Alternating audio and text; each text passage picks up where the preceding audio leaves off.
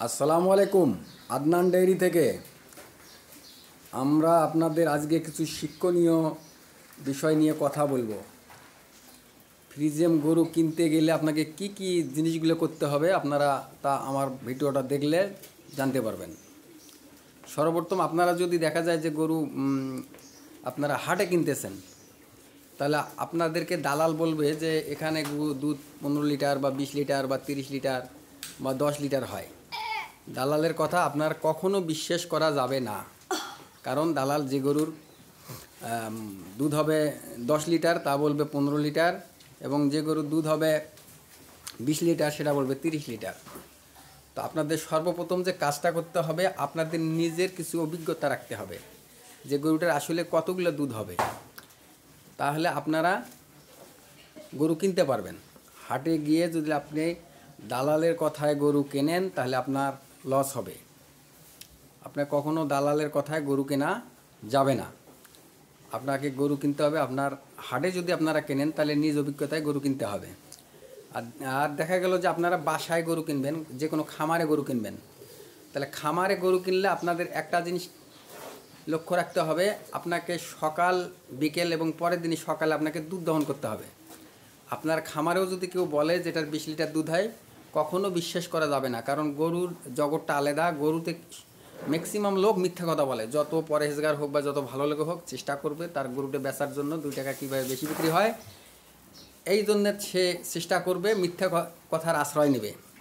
আপনাদের সবসময় লক্ষ্য রাখতে হবে এবং আপনার হিসেব করে গরু কিনতে হবে।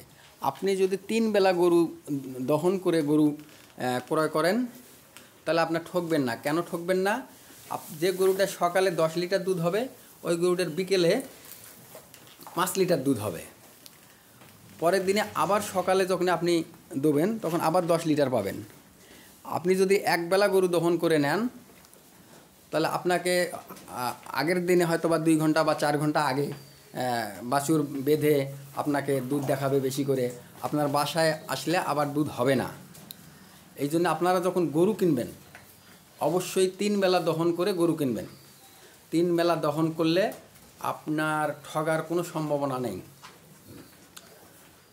আর একটা জিনিস লক্ষ্য করবেন, আপনারা যদি গরু সম্বন্ধে কিছুই না চেনেন, দেখা গেল যে আপনি গরু সম্বন্ধে একবারে অজ্ঞ বা আপনারা জানেন না, সেক্ষেত্রে আপনারা লক্ষ্য করবেন একটা জিনিস, সেটা হলো যে গরুটার ফ্রিজিয়াম গরুর একটা জিনিস লক্ষ্য করবে, এটা সকালবেলা দহন হয়ে গেছে, এখন 2টা বাজে, যে অরিজিনাল যে ফ্রিজিয়াম গরু সে গরুর পিছনের ওলানটা হবে এইরকম।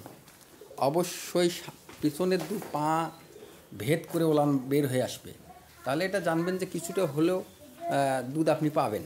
কিন্তু এই ওলানটা যদি আপনার সামনের দিকে এগিয়ে যায় তাহলে দুধ হওয়ার সম্ভাবনা খুবই কম। আর আপনারা একটা যে লক্ষ্য করবেন, এই যে পিছনটা আছে এটা সব সময় হবে ভি ক্যাটাগরি। এই যে 3টা জায়গা ভি ক্যাটাগরি হবে। হ্যাঁ,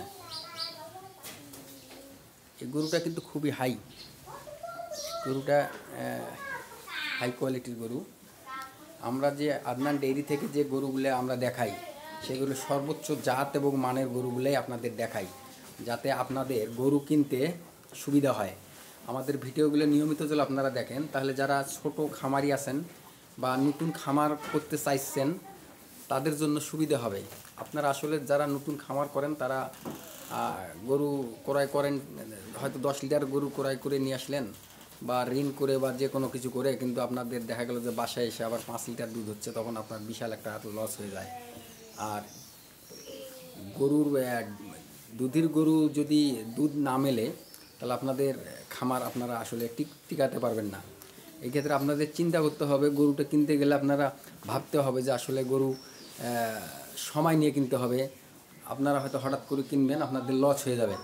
তো সেক্ষেত্রে আপনারা অবশ্যই চিন্তা ভাবনা করে গরুগুলো ক্রয় করবেন।